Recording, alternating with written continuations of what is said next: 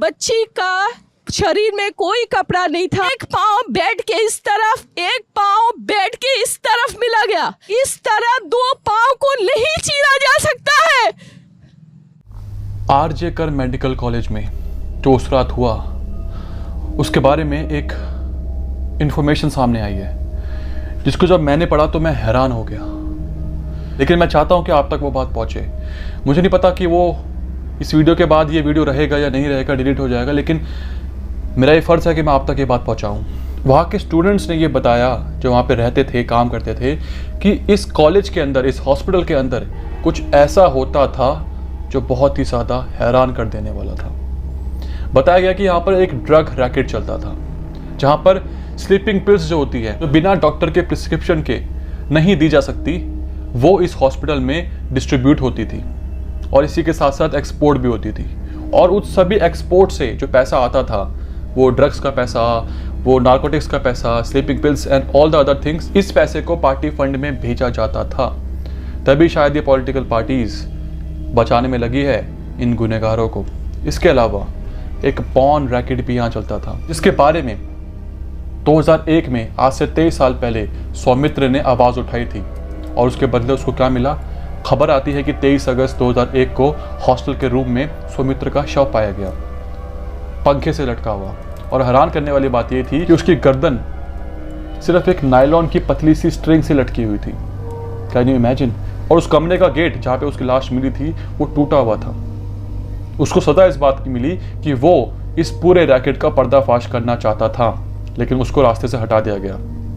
ये केस 23 साल पहले हुआ था, लेकिन इस केस के बारे में जब मैंने पढ़ा तो मुझे लगा कि ये केस कनेक्टेड है इस केस से जो हुआ है इस लड़की के साथ, क्योंकि वो लड़की भी इस रैकेट का भांटा फोड़ करना चाहती थी, इस रैकेट को एक्सपोज करना चाहती थी, इसलिए उसको रास्ते से हटा दिया गया। सौमित्र के साथ भी ऐसा हुआ। पुलिस ने बोला ये आत्महत्या है। बाद में उसके माँ बाप ने विरोध किया तो इस केस को सीबीआई को दे दिया गया, लेकिन सीबीआई के पास एविडेंस की कमी होने की वजह से इस केस को ठंडे बस्ते में डाल दिया गया और आज तक सौमित्र को इंसाफ नहीं मिला। 23 साल हो गए और अब उसी आरजे कर मेडिकल कॉलेज में ये घटना सामने आई, जहां इस लड़की का, जिस बर्बरता के साथ, दरिंदगी के साथ उसका बलात्कार हुआ और उसको मार दिया गया। तो 9 अगस्त को एग्जैक्टली हुआ क्या? 36 घंटे ड्यूटी करने के बाद उसको उस रात करीब 2:30 बजे के आसपास वो अपना दोस्तों के साथ, जो उसके इंटर्न्स होते हैं बाकी के, उनके साथ डिनर करती है, खाना खाती है, जिसके बाद वो चली जाती है। और बड़ी बात यह है कि उसको उस सेमिनार हॉल में उस दिन अकेले छोड़ा जाता है। उस सेमिनार हॉल में कोई नहीं था उस लड़की के अलावा, बाकी सभी इंटर्न्स वहाँ से जा चुके थे। दूसरी बात ये जो डिटेल सामने आई है वो ये है कि खाना खाने के बाद जब वो जूनियर डॉक्टर सेमिनार हॉल में चली गई थी तो वहाँ पर कोई नहीं था, तो फिर कुछ 4 से 5 लोग वहाँ पे जाते हैं और उसको मारना शुरू कर देते हैं। और वो मारते क्यों हैं? क्योंकि ये बात सामने आई है कि इस कॉलेज के अंदर ड्रग्स चलता था और ये जूनियर डॉक्टर ये सब जानती थी, इसलिए वो इनसे ज़्यादा बात भी नहीं करती थी। उन सभी ने या तो किसी के कहने पर या खुद से उस लड़की को, उस जूनियर डॉक्टर को मारना शुरू किया।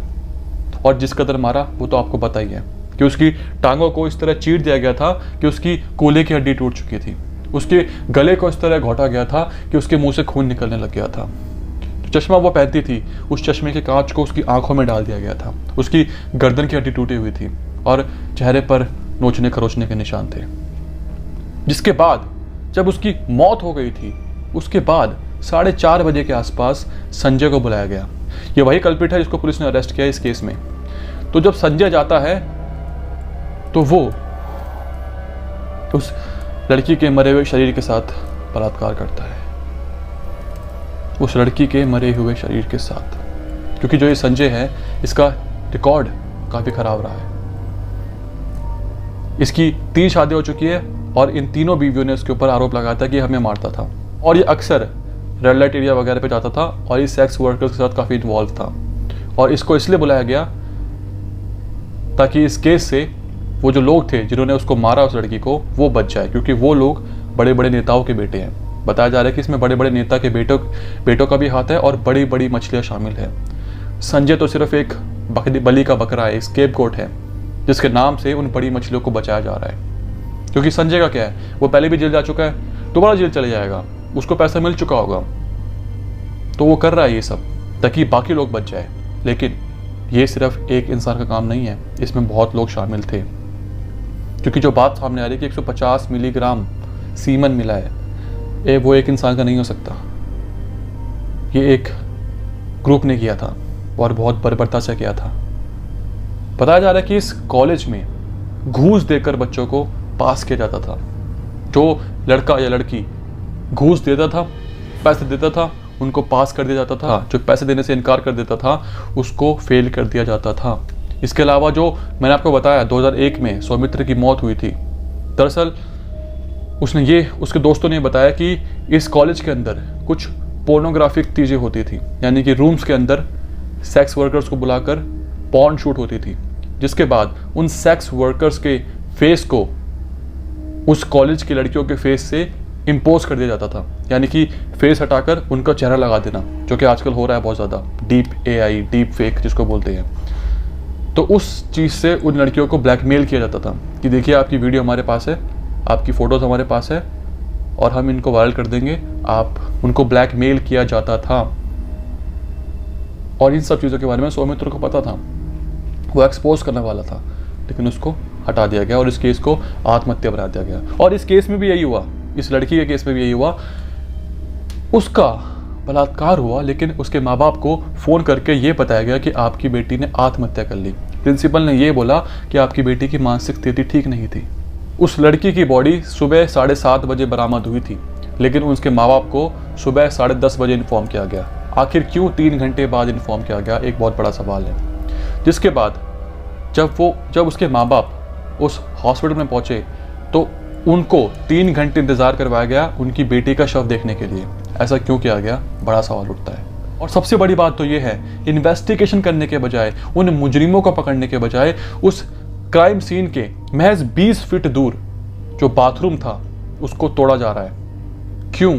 क्या ये कोई निंजा टेक्निक है सबूतों को मिटाने की? क्योंकि जो बात सामने आ रही है वो ये है कि इस बाथरूम में ही वो सब कातिलों ने, वो सब दरिंदों ने अपने हाथ पैर साफ किए थे, सबूत मिटाए थे, और इन लोगों ने उसी बाथरूम को तोड़ा ये बोलकर कि हम तो वहाँ पर रूम बना रहे हैं। ये सबूतों को मिटाने की बहुत बड़ी साजिश है जो करी गई है। क्योंकि मैंने आपको बताया ना कि संजय तो सिर्फ एक स्केपगोट है, एक बकरा है जिसके नाम पर बड़े बड़े लोगों को बचाया जा रहा है। यूं ही नहीं, एक मॉब, एक हिंसक भीड़ कॉलेज में जबरन घुसती है और तोड़ फोड़ करना शुरू कर देती है। आखिर क्यों? किसके कहने पर? किसको बचाया जा रहा है? ये बहुत बड़ा सवाल है।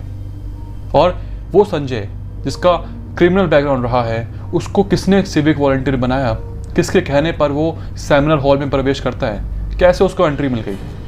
एक बड़ा सवाल उठता है। क्राइम सीन की सीसीटीवी फुटेज कहाँ है? क्यों उस रात सीसीटीवी कैमरा काम नहीं कर रहे थे? क्यों?